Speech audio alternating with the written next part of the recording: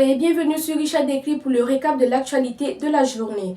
Un accident du bus des joueurs de l'AS Eco du Burkina Faso a causé le décès de l'entraîneur adjoint Mahamadi Gansouré, dit ambassadeur. 16 joueurs de l'AS Eco ont été blessés, dont 2 urgences. L'accident s'est passé dans la nuit du dimanche 9 février 2025 dans le village Rogo à la sortie de la ville de Gourzi.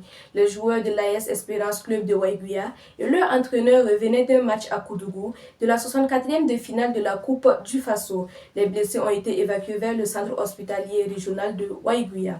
Le procureur du Faso a condamné aujourd'hui Petronil Tarpaga à une peine de 3 mois d'emprisonnement et 250 000 francs CFA d'amende, le tout avec sursis. L'accusé était poursuivi pour les faits d'outrage à magistrat. Les faits ont été commis au cours de l'audience affaire de tournement de fonds au ministère de l'Action humanitaire. Des assises nationales sont prévues du 15 au 19 février à Niamey, au Niger. Elles s'inscrivent dans le cadre de la réforme politique du Niger, selon les autorités nigériennes. La tenue de ces assises servira à élaborer un avant-projet de la charte de la transition au Niger. Un sommet mondial sur l'intelligence artificielle s'est ouvert aujourd'hui à Paris, en France. Le sommet se poursuivra jusque demain, mardi 11 février 2025. Plusieurs thématiques autour de l'intelligence artificielle seront abordées pendant ce sommet.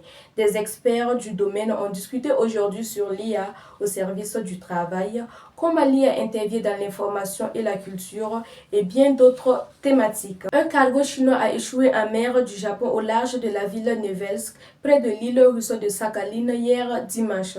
Il transportait 700 tonnes de carburant et 56 tonnes de diesel. Les autorités russes craignent de cet événement une marée noire. Et c'est tout pour le récapitulatif de l'actualité d'aujourd'hui. Rendez-vous demain pour d'autres actualités, vos impressions en commentaire.